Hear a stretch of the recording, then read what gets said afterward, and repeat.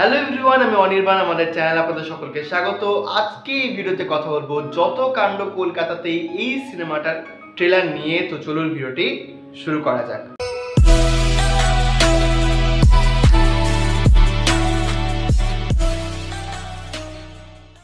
তো প্রথমেই আমি একটা বিষয় ক্ষমা চেয়ে নেব যে এই সিনেমাটার নাম যেহেতু যত কাণ্ড কলকাতাতেই, তো হতে পারে কথা হতে আমার মুখ দিয়ে যত কাণ্ড কাঠমান্ডুতে বেরিয়ে যেতে পারে। এটা কিন্তু বারবার আমার হচ্ছে, এবং যখন আমি এর আপকামিং বেঙ্গলি মুভি লিস্টে যখন আমি এই সিনেমাটার নাম মেনশন করেছিলাম, তখন আমার বারবার এটা হচ্ছিলো, বারবার যত কাণ্ড কাঠমান্ডুতে বলে দিচ্ছিলাম। তো এই সিনেমাটার ট্রেলার গতকালকে এসেছে এবং অনিক দত্ত এর পরিচালক, আমার খুব পছন্দের একজন পরিচালক তিনি। কেমন লাগলো এই ট্রেলারটা?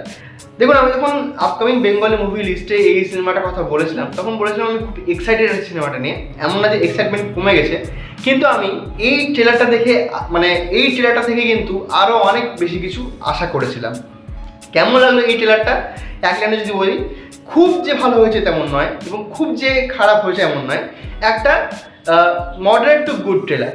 এবং আমি যদি এর বিভিন্ন দিক নিয়ে কথা বলি, প্রথমত মিষ্টিটা এখানে দেখানো হয়েছে। একটা বাড়ি রয়েছে, সেখানে আর কি পুজো এবং হবে, সেখানে আর কি বিভিন্ন মিষ্টি রয়েছে প্রতিটা ক্যারেক্টারের মধ্যে, তাদের সম্পর্কে টানাপোড়েন রয়েছে, যেগুলো কিন্তু গল্পের ফ্লেভারে থাকেনি।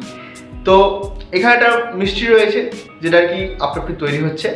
এবং গোরস্থানে সাবধান এই সিনেমাটার এই গল্পটার একটা রেফারেন্স পেলাম, যেহেতু এই থমাস বলে একটা ক্যারেক্টার ছিল, সেটার রেফারেন্স রয়েছে। তবে আরও হয়তো অনেক আর কি গল্পের রেফারেন্স রয়েছে ফেলুদা থেকে, আমি ঠিক ধরতে পারলাম না। যেহেতু গোরস্থানে সাবধানটা আমার খুব চেনা, এবং ওই কবর নিয়ে তো একটাই কেস, তাই সহজে ওটাই মাথায় এলো, বাকিগুলো আমার মনে পড়ছে না।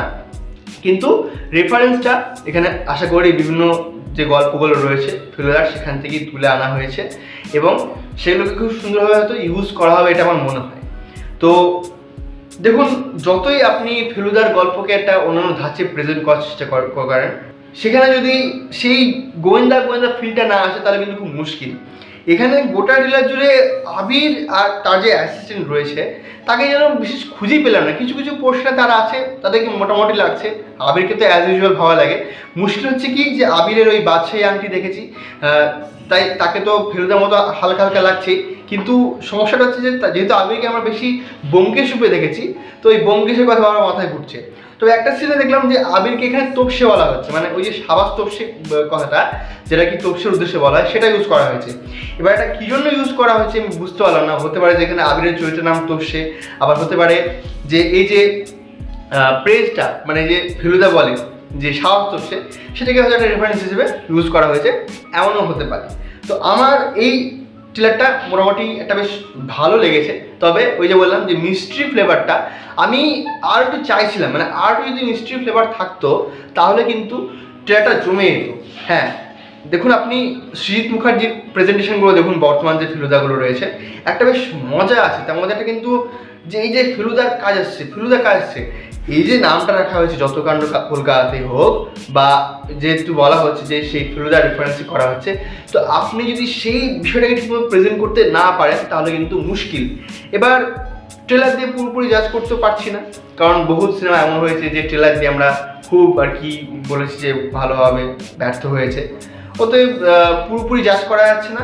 এবার যেহেতু অনিক দত্ত ভালো পরিচালক, তাই একটা আশা রাখা যায় যে এই সিনেমাটা কিন্তু খুব ভালো হবে। কিন্তু যেটা সমস্যা, যে এই সিনেমাটা জড়িয়ে গেছে পুজো ক্ল্যাশে, অর্থাৎ 19শে সেপ্টেম্বর এই সিনেমাটা, 19শে না, সম্ভবত 26শে সেপ্টেম্বরে এই সিনেমাটা রিলিজ হচ্ছে। একদম ক্ল্যাশের মুখোমুখি চলে এসেছে আমাদের রক্তবীজ আর রঘু ডাকাতের মাঝে। দেখা যাক সিনেমাটা কেমন হয়। এই ছিল আমার রিভিউ। ভিডিওটি ভালো লাগলে লাইক করুন, কমেন্ট করুন, শেয়ার করুন, আমাদের চ্যানেলটি অবশ্যই সাবস্ক্রাইব করুন। ধন্যবাদ।